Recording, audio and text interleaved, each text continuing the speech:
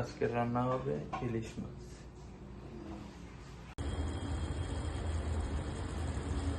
দেখা যাক কিরকম হয়। এখন মশলা তেল ছাড়া পর্যন্ত অপেক্ষা করা হোক।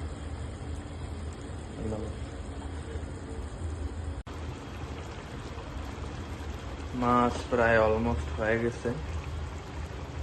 অনেক মানুষ অনেক কিছু বলতে পারে, বাট আমার একার জন্য এটা অনেক। ঠিক আছে, একটা ছোট্ট ইলিশ নিয়ে আসছি, রান্না করছি, বাস এনাফ। আর পানি একটু হয়তো বা বেশি হয়ে গেছে, পানি শুকাইতে দিছি। ইনশাআল্লাহ আর কিছুক্ষণ পরে খাবার রেডি।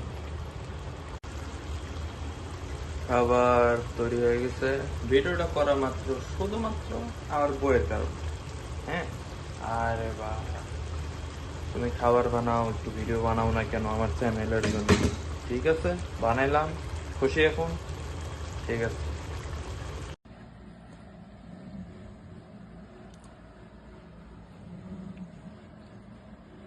তো আমাদের রেডি ইলিশ মাছ।